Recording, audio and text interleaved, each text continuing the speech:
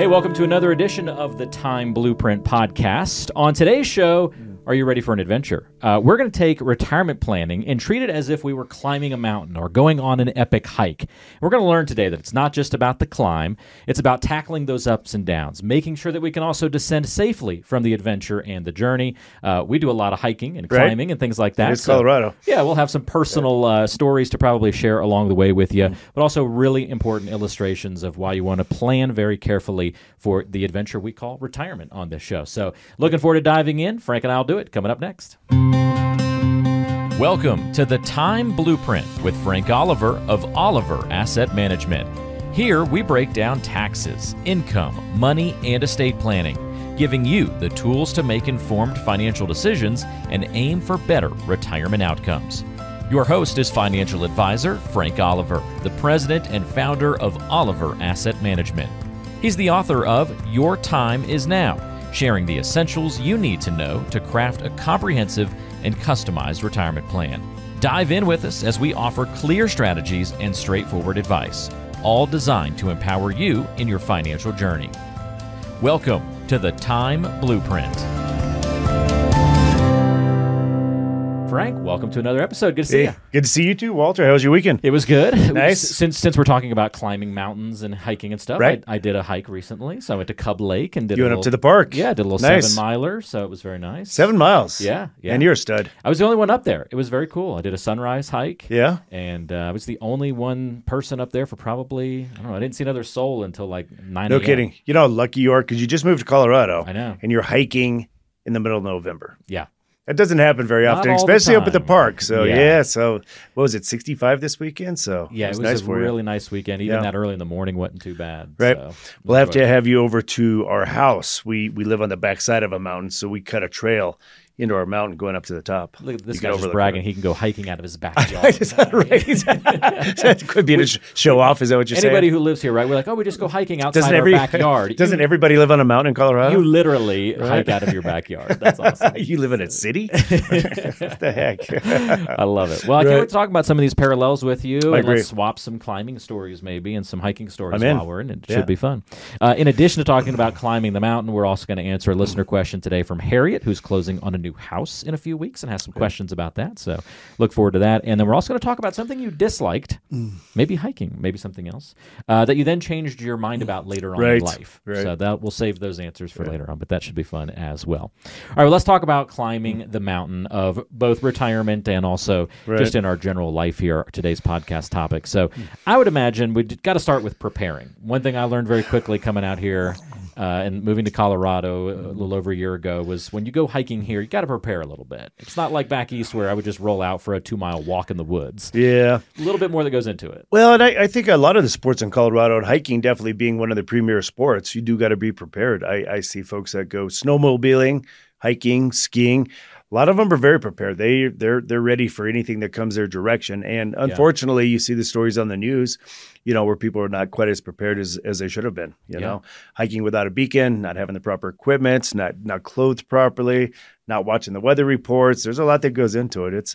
We're not hiking the plains of Kansas City or Kansas, So yeah, very true. One thing that I've noticed is too, the preparation's always different. Part of the preparation is looking at where you want to go on a particular day. So, okay, I might go and do a little 5-mile hike to a lake. Not too bad. I'm not going to be out all day. I'm definitely going to be back before the weather might turn in the afternoon, those kinds of things. I don't need as much water, as much food. But, man, if I'm going to go for that 10-mile or start planning for a 14er, there's a whole bunch of extra supplies I want to take with me. Right. Absolutely. Yeah. We don't do any winter or summer sports in Colorado or activities, let's say, without taking food, without taking water, without being adequately, prepared.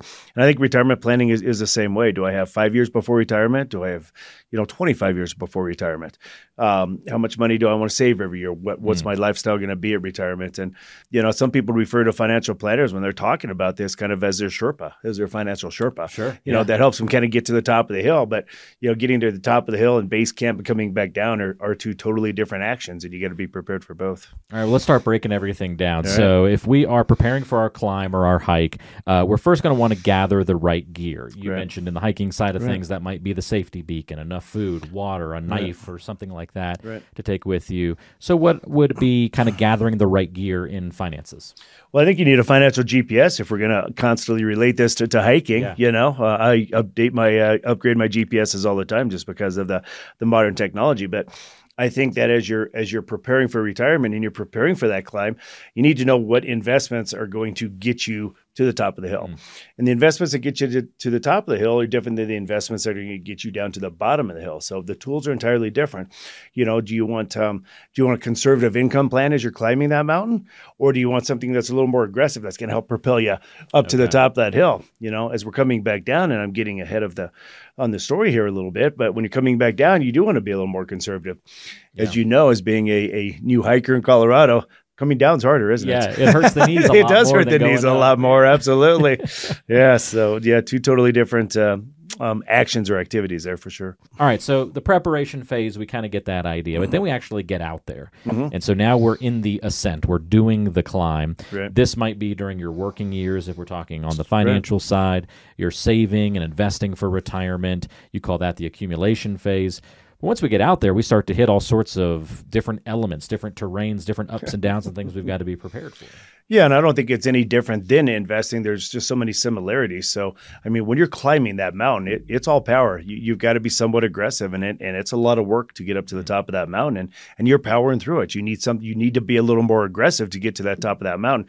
And you are going to run into challenges. You're going to run into weather. You're going to run into different terrain. In our world, that's market volatility, right? Okay, yeah, it's maybe the loss of a job that you got to prepare for. How much money do I have in cash versus invested? How much do I have in a 401k versus a Roth? All of these different challenges we have to navigate. But nonetheless, I think the number one thing we need to keep in mind is climbing to the top of that mountain is a lot of work. And the reward is definitely at the top. And you do have to be aggressive to get to the top of a 14er here in Colorado. Yeah. And I think you need to have some controlled, aggressive, investing habits in your portfolio too. And you can't stop. What happens if you stop halfway up the hike? One, you're not going to reach your retirement years, right? Two, Well, if you're not being you could slide backwards if it's too steep of a hill, right? You got to keep climbing or you're going to fall back down that darn hill. So you got to stay the course when you're hiking. I noticed one thing when we did one of our first hikes, I was taking so many pictures, and also because we were still acclimating, we were taking a lot of breaks. And so we got to the summit way later than we had planned. So we ended up being out way later. The storms were starting to move in. Now, we weren't above tree line, so it wasn't as big of a threat. But we still were like, this didn't go according to plan. Right. We weren't aggressive enough on the hike. Now, part of that just we weren't able to be because of our lungs. But that was a good lesson learned. Sure. And it sounds like you're saying the same thing in regular investing and saving for folks. Maybe people aren't aggressive enough during their accumulation years. We've got to stay on offense, so to speak. Absolutely. And that's an awesome example that you just created, because if you're not aggressive enough and you do miss that mark or you slow down on your investing and you decide not to invest enough, kind of like stopping and taking pictures of all the flowers, and then all of a sudden daylight runs out on you. The same thing had happened in retirement, right? You quit investing and you're not doing things properly. Next thing you know, retirement gets there before you want it to. And you haven't reached the top yet. You haven't got to. Now you're changing your lifestyle to retire at the same amount, or you're having to push back that date. Or you're working into the dark years, like hiking in when the sun's hiking in the dark. Exactly. You don't want to hike in the dark here in Colorado. That headlamp was only for the morning, not for the evening, right? Right. Yeah, it's just for the early start. Don't want to have to pull it back out later in the day. Right. Battery goes dead. That's right. That's right. You mentioned the changing weather. I think enough said there. We're prepared for market volatility, right? That kind of thing. Parallels make sense. Right. Let's take the hiking a little more even to the next level. Let's say we're doing one of the really intense 14ers, or let's just go Everest at this point, right? Not that either of us has hiked Everest, at least not yet, right? Maybe one of these days. Is that on your bucket list? I don't know. That's so intense. It is intense. Yeah, it's not a bucket list and thing requires so much money to do it, and time and energy. Yeah, I'll stick with a 14er here in Colorado. Yeah. Let me tackle one of those first, and then we'll see what comes next. I don't know if you know, but we got a mountain right outside of our back door. We can. Yeah, it's not really a 14er, but we can call it whatever we want. right. Yeah, it's right outside your back door. Right. Let's talk about base camps, though, because if you do go to do something like an Everest, they've got these base camps along the way. They do. Kind of these stopping points. They're milestones to reach, but they're not just milestones to celebrate. They're also a chance to acclimate, to kind of reassess, make sure you're ready to proceed to the next step. Yep. Kind of change what you've got in your bag if you need to add some supplies or take away. Are there base camps for us in financial planning? Absolutely. I think that once you reach these milestones in your life, whether it's a goal that you've reached financially or you're 5 years closer to retirement, you need to step back, take a breath, kind of assess your situation and determine, do I want to maintain this level of aggressive investing as I get closer to retirement?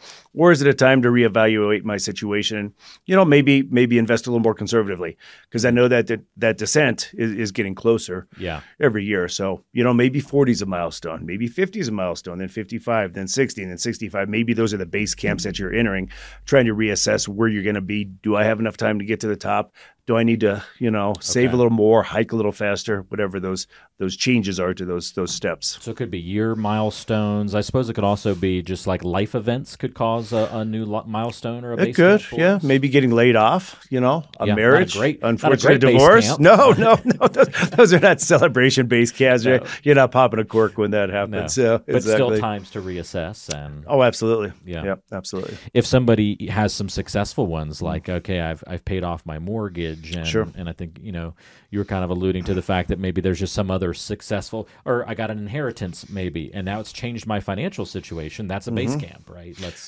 I think that changes, your outlook a little bit on retirement. Paying off a mortgage definitely changes your outlook on retirement. And honestly, I think that everybody should have a financial goal and maybe getting to that base camp at a certain time or getting to the top of the mountain at a certain time. Yeah. Let's say your goal is to save 100,000 and then it's $500,000 and then it's $1 million. Maybe when you get to that point, you can reassess, because it's painful when you get up to $1 million and the market turns back. The weather comes in real quick, and that weather drops 25 or 30%. Yeah. That's a big number to lose. So once you accumulate, higher you are, the harder you fall. That's right. That's right. Yeah. So you once you accumulate that much and you reach that goal, definitely time to reassess and put some barriers on that. Yeah. All right. Well, let's get to the part where everybody wants to be, and that's when you start to get to the summit. So we'll talk about the actual summit, but also that approach to the summit. So one thing I've learned very quickly from a couple of good hikes here in Colorado over the last year, boy, that last half mile is always really intense. Sure. I don't think I've done a hike yet where like the last half mile is like, I've already made it. Now you don't get your second wind or your third wind or your fourth wind. You might get the wind, but still you're looking like straight up into the air at that last little bit. I did Sky Pond not too long ago, and you're climbing a waterfall before you get up to the top. Yeah, right? So that summit can be a little tough. And one thing I've noticed is, you're kind of expending all that energy. You're almost at the top. A lot of mistakes can happen right there at the end, right before you get to that goal. I even tripped a couple of weeks ago. Just started putting my mind on the destination, stopped thinking about putting one foot in front of the other, and it was on flat ground, so it was more of an embarrassing trip than something dangerous. But still scraped my hand up a little bit and took a little ego dent right before you reach your goal.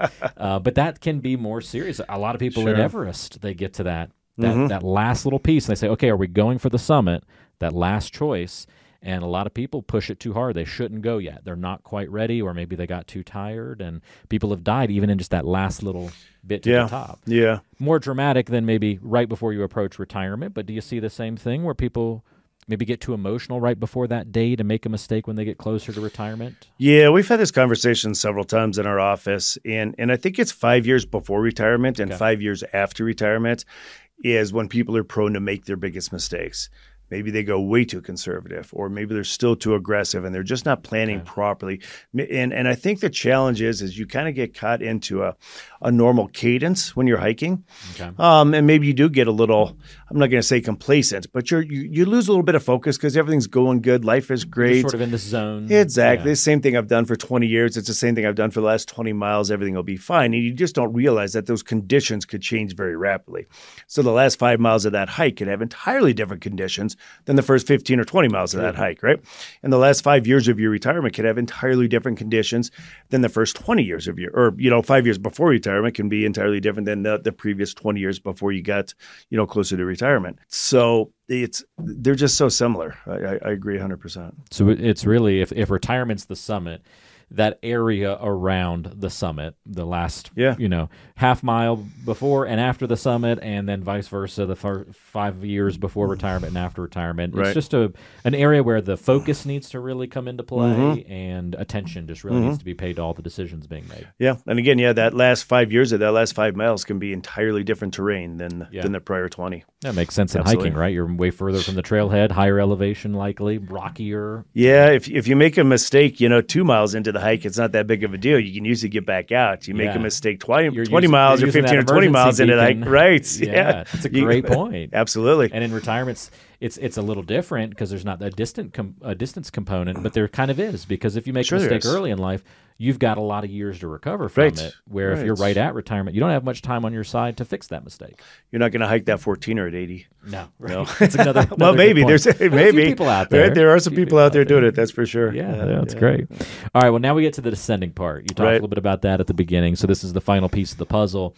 Well, do a 12-mile hike or something. You turn around and you're like, I got 12 more miles to get back to the beginning. Right. And you mentioned the knees are hurting, and now you've expended all that energy to get up there. I make the mistake of hanging out at the summit too long, and then all your taking pictures. And taking pictures, and all your muscles start to relax a little bit. And you start hiking, and you feel all that pain all of a sudden. So we want to make sure we descend safely. I think there's some stat that's like half of the deaths on Everest come after the summit. On the descent. On the descent. Exactly. Which is terrifying and unfortunate that that's the case. I know. But what about in retirement? Do you see the same thing? A lot of people get hurt on the descent in retirement? Yeah, unfortunately, all the time. And I think, again, if, I'm just trying to picture all this in my mind, and I've hiked quite a bit here in Colorado. I'm a native. And when you're pushing to get to the top of that hill or get to that point, that destination point, you're pushing. You have to be aggressive. You have to push hard. You have to use your muscles.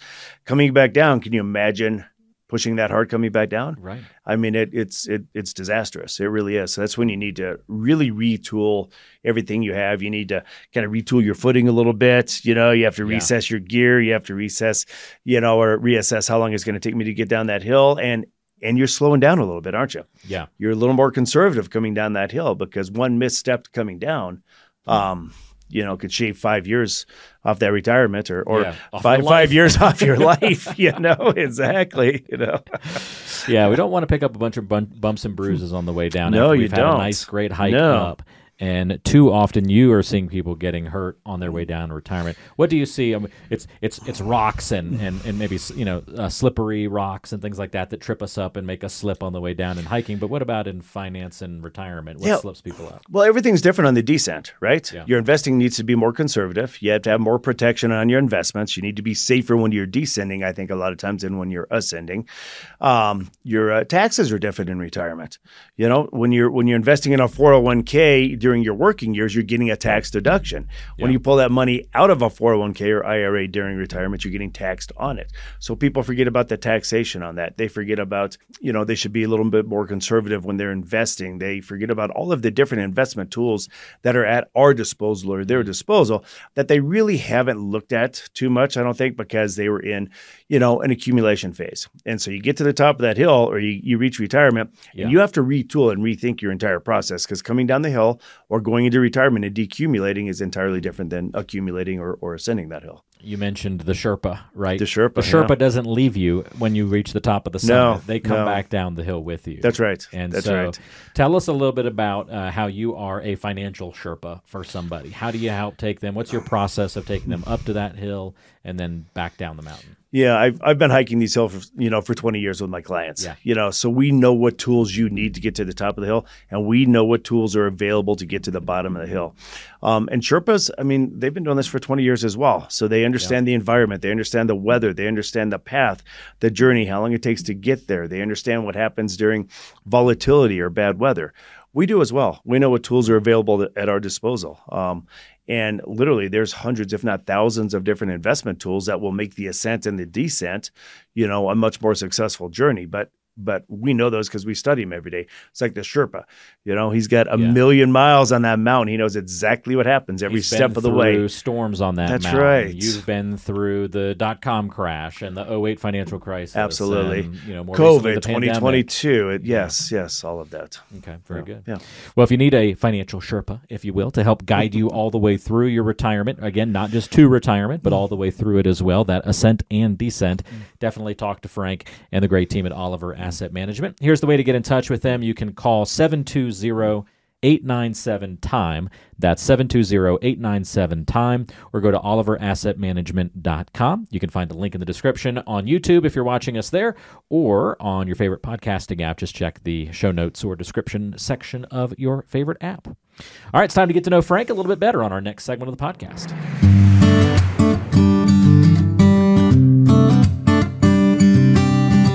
All right, Frank, we're going to get to know you a little bit better today with a good question. All right. Have you ever disliked something and then you changed your mind about it later on? Yeah, that's a good question. So I'm kind of a foodie, and I don't know if I really enjoyed all kinds of different cuisine until maybe the last 10 or 15 years. Okay. Maybe it's my wife that pulled me out of my shell a little bit. You were an American foodie, but I was. My dad's from West Virginia, and he was a farmer. They raised cattle, so I was a steak and potato guy, hamburger guy, French fries. I mean, just a good old-fashioned American diet. Right. And then I got married. My wife had a little more exquisite palate than I did. Yeah. And so she turned me on to sushi. I was so opposed to sushi. Yeah. It's California roll, just a basic avocado type, avocado and rice. Sure. Yeah. And what's so exciting about that, right? Right. I have to tell you, one of my go-to meals right now, or probably for the last 5 or 10 years, has been sushi. It's sushi. I love sushi. You have a favorite roll?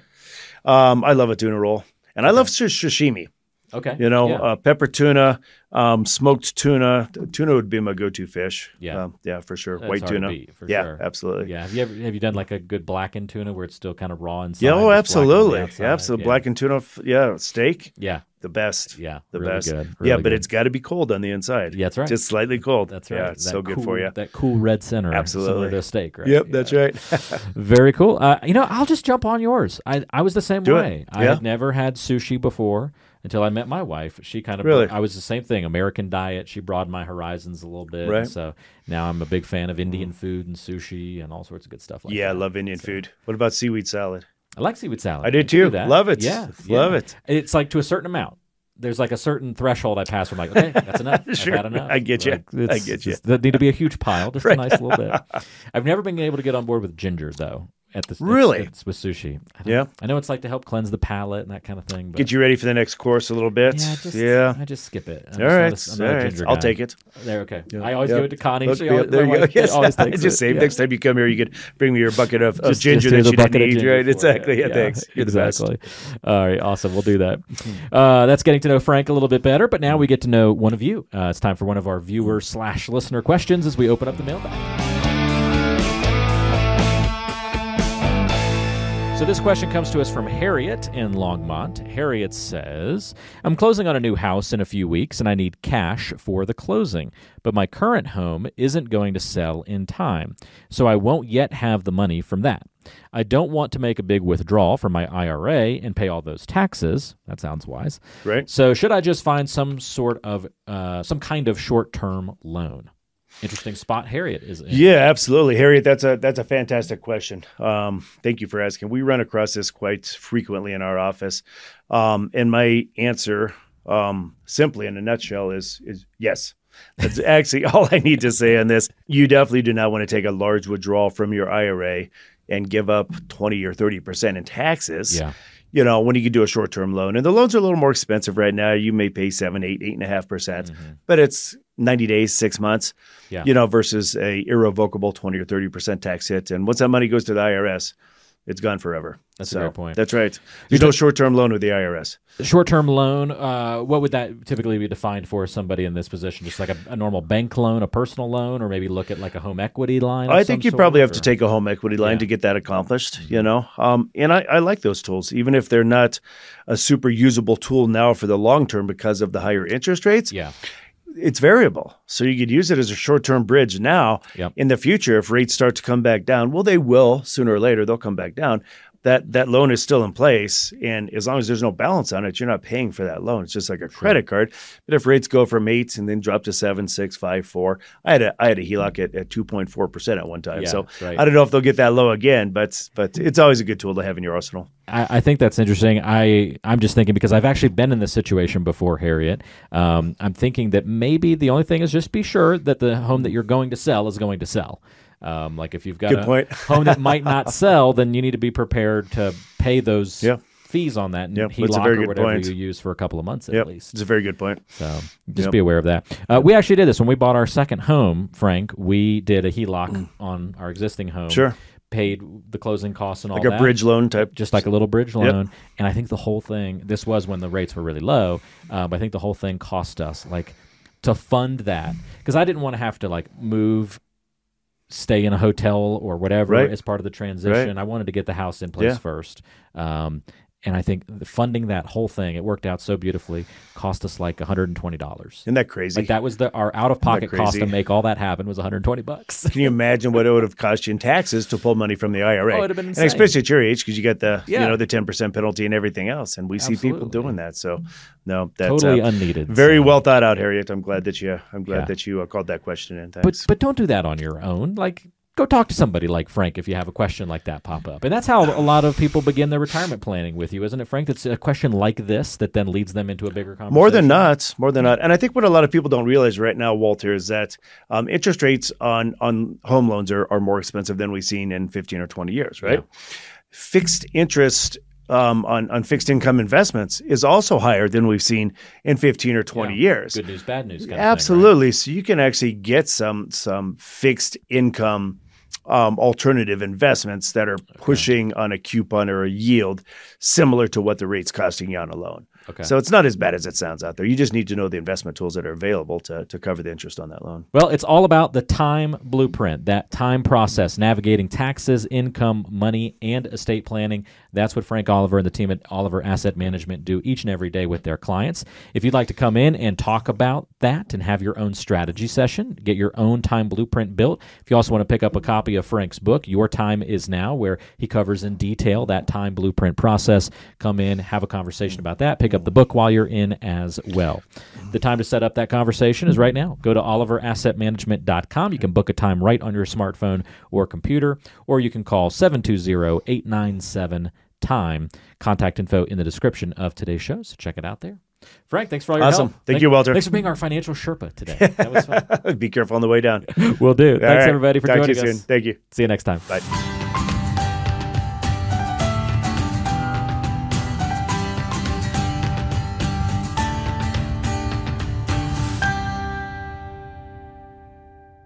Advisory services offered through Creative One Wealth, LLC, a registered investment advisor. Creative One Wealth, LLC, and Oliver Asset Management are unaffiliated entities. Licensed insurance professional. Respond and learn how financial products, including life insurance and annuities, can be used in various planning strategies for retirement. The information contained herein is based on our understanding of current tax law. The tax and legislative information may be subject to change and different interpretations. We recommend that you seek professional tax advice for applicability to your personal situation.